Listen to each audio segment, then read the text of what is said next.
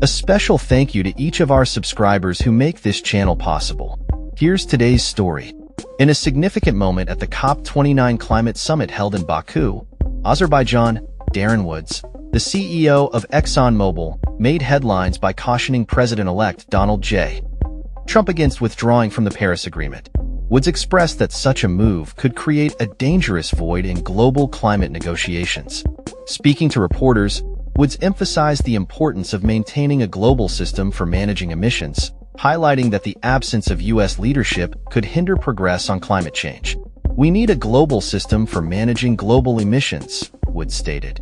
He urged the incoming administration to pursue common-sense policies that align with the urgent need for climate action.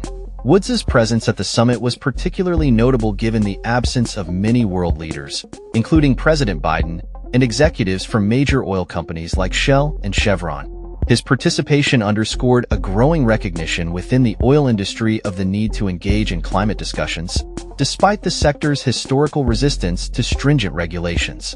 Woods pointed to the government's critical role in incentivizing companies to transition to cleaner energy sources, asserting that without such support, the shift would be both challenging and unprofitable for many businesses.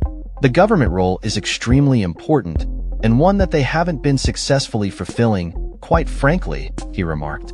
This statement reflects a broader shift in the oil industry's approach to climate change, as companies increasingly seek to balance profit generation with environmental responsibility. Woods' comments come at a pivotal time for the energy sector, which faces increasing pressure to reduce carbon emissions while navigating a complex political landscape.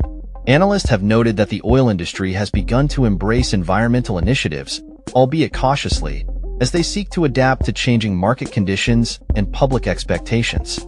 However, there is a palpable tension between the industry's push for stability and regulations and the potential for a Trump administration to roll back environmental protections. Woods' warnings echo sentiments shared by other industry leaders who fear that a withdrawal from the Paris Agreement could lead to a chaotic regulatory environment.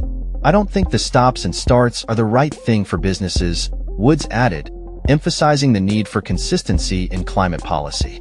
His remarks highlight a growing realization within the oil sector that long-term planning is essential for sustainable growth and investment. As the summit continues, the dialogue around climate action is expected to evolve, with stakeholders from various sectors grappling with the implications of U.S. policy decisions on global efforts to combat climate change.